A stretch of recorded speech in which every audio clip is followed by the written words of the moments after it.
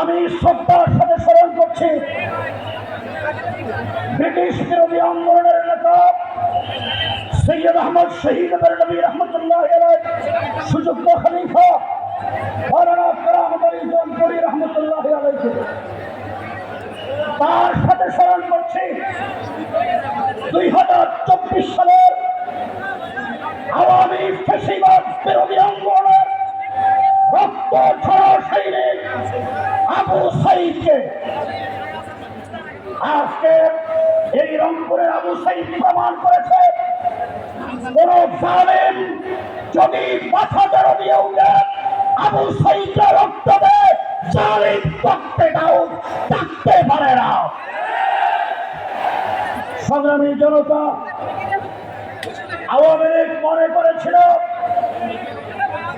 শাপলা চত্বরে হেফাজতের হাজার হাজার কর্মীদেরকে গুলি করে শহীদ করেছে, হাজার হাজার ভাইদেরকে গুলি করে অঙ্গ করেছে, অন্ধ করে দিয়েছে, চিরজীবনের জন্য জীবন বিবন্ন করেছে আওয়ামী লীগের নেত্রী পলাতক শেখ হাসিনা। কি আওয়ামী লীগের নেত্রী সেই চোরাচারবাড়ি পলাতক শেখ হাসিনা, তিনি পার্লামেন্টে বললেন শাপলা চত্বরে কাউকে মারা হয় নাই, সবাই রং মেখে শুয়েছিল, বলে নাই? আপনাদেরকে আমি দোষারোপ করতে চাই না, কারণ এই খুনি আপনাদের এলাকারই পৌর। রংপুরের মানুষ প্রমাণ করবে খুনি হাসিনার বিচার বাংলার জমিনে করতে হবে। এই হাসিনার ফাঁকি আমরা এই দেশে শেখ হাসিনাকে ফাঁসিতে ঝুলিয়ে শাপলা চত্বরের হত্যার বিচার করব।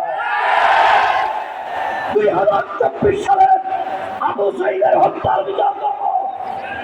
এই হত্যার বিচার করার জন্য যদি সাগর পরিমাণ রক্ত দিতে হয়, রক্ত দেব, জীবন দেব, আওয়ামী লীগের অস্তিত্ব দেবে থাকবে। রক্ত রক্তের মূল্যায়ন, আবু সাঈদের রক্ত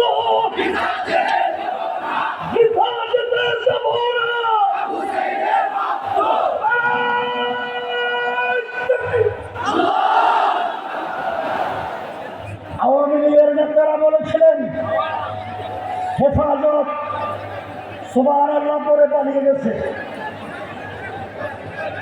আমি তাদেরকে চোখে আঙ্গুল দিয়ে দেখিয়ে দিতে চাই, আজকে রংপুর দেখো হেফাজত তারাই তাকবীরের বলি দিয়ে রংপুরে বিজয়ের উল্লাস করতে তোমরা করতে ঢুকে গেছ। আমাদের বক্তব্য পরিষ্কার, হেফাজত আছে, হেফাজত ছিল, হেফাজত থাকবে, কোন নাস্তিকদের দোষরকে বাংলাদেশে থাকতে দেওয়া হবে না। হেফাজত ইসলামকে নিয়ে তিরস্কার করে 2013 সালে একজন লোক শহীদ হয় নাই। আমি আপনাদেরকে জিজ্ঞেস করি, শাপলা চত্বরের শহীদদের লাশ আপনারা দেখেছেন কিনা? শহীদদের লাশ দেখেছেন কিনা? বাংলাদেশের গ্রামে গ্রামে শহীদের খবর আছে না নাই? আওয়ামী লীগের সেই খুনি জালেমদের পরিষ্কার ভাষায় বলতে চাই, হেফাজতের নেতা কর্মীরা যতদিন বেঁচে থাকবে তোমাদের অস্তিত্ব বাংলাদেশে রাখা হবে না। আমি আপনাদেরকে জিজ্ঞেস করি, যদি জীবন দিতে হয়, রক্ত দিতে হয়, এই আল্লাহর এই জমিনে নাস্তিকদের বিচার করার জন্য, নবীর ইজ্জতকে হেফাজত করার জন্য, কোরআনের আইনকে প্রতিষ্ঠিত করার জন্য জীবন দিতে, রক্ত দিতে কারা কারা সাবিরুনা সাবিরুনা আল জিহাদ আল জিহাদ সাবিরুনা সাবিরুনা হেফাজতে ইসলাম জিন্দাবাদ জিন্দাবাদ। সংগ্রামী জনতা, আজকে হেফাজতের নেতৃবৃন্দ যারা আছেন 2021 সালে বিনা কারণে বিনা দোষে এই স্ত্রীর অধিকাংশ জেলে ছিলেন। আমাদেরকে মাসের পর রিমান্ডে নির্যাতন করা হয়েছে। জুনায়েদ আল হাবিব সাহেব, মুফতি মনির কাসেমি সাহেব, মাওলানা মনসুর আহমেদ সাহেব, মুফতি বশিরুল্লাহ সাহেব সহ অনেকে এখানে জেলে বন্দী ছিলাম। আমাদেরকে একটা অন্ধকার কুঠুরিতে বছরের পর বছর আবদ্ধ করে রাখা হয়েছে। দুনিয়ার আলোমতাকে আমরা দেখতে পাই নাই। আমি 21 বছর জেলে ছিলাম। আমার বৃদ্ধ মা বাবাকে আমার সঙ্গে সাক্ষাৎ করতে দেয় নাই। আমার সন্তান থেকে 2 বছরের ভিতরে আমার সঙ্গে সাক্ষাৎ করতে দেয় নাই। মৌলানা জুনায়েদ আল হাবিব, মুফতি মনির কাসেমিকে 3 বছর পর্যন্ত জেলে রেখেছেন। তাদের পরিবারের সাথে যোগাযোগ করতে দেওয়া হয় নাই। আল্লাহ বিচার কেমনে করেন? হাসিনাকে ক্ষমতার চেয়ার থেকে দৌড়াইয়া তার পরিবার, তার দলের নেতা কর্মীদের থেকে আল্লাহ চিরদিনের জন্য বিচ্ছিন্ন করে।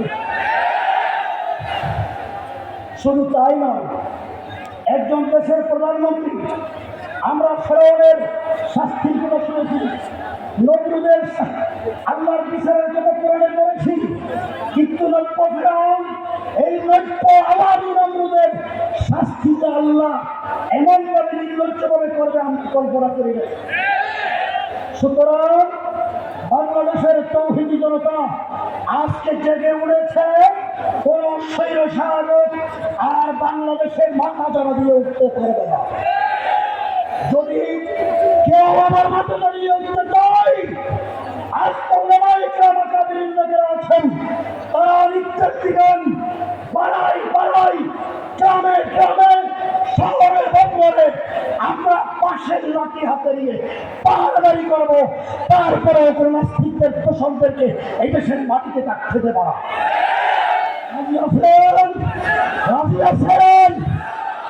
শেষ কথা বলতে চাই, যারা এখানে আছেন, যারা এদিকে দাঁড়িয়ে আছেন, মানুষ সব থাকতেছে, বক্তব্য শুদ্ধ হবে কি? এই বিশাল জনসমুদ্র, এটাকে শৃঙ্খলা রক্ষার জন্য আপনাদেরকে অনুরোধ করি, বসে পড়ুন, বসে পড়ুন, বসে পড়ুন। আলহামদুলিল্লাহ বলেন। আজকে দেশের মিডিয়া, দেশের সরকার আওয়ামী লীগের বলতে চাই, দেখো রংপুরের দিকে তাকিয়ে দেখো, আজকে ফেরেশতার মতো তাদের অবস্থানে আজকে সাদা হয়ে। সুতরাং এই তালেবেলের সাথে বেইমানি যারা করবে, বেয়াদবি যারা করবে, চক্রান্ত দিয়ে যারা দেখবে, তাদের অস্তিত্ব শেষ হয়ে যাবে, জীবনে মাথা তুলে কোথা নিতে যাবে।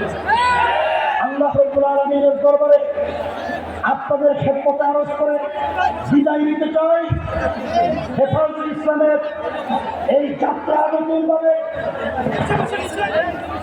নতুনভাবে স্বাধীনতার পর 2024 সালে নতুন স্বাধীনতার পর হেফাজতুল ইসলাম নতুনভাবে রংপুর থেকে যাত্রা শুরু করেছেন। রংপুর থেকে যাত্রা শুরু করেছেন।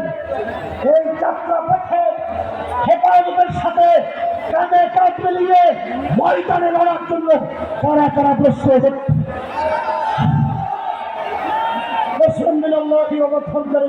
আসসালামু আলাইকুম ওয়া রাহমাতুল্লাহ।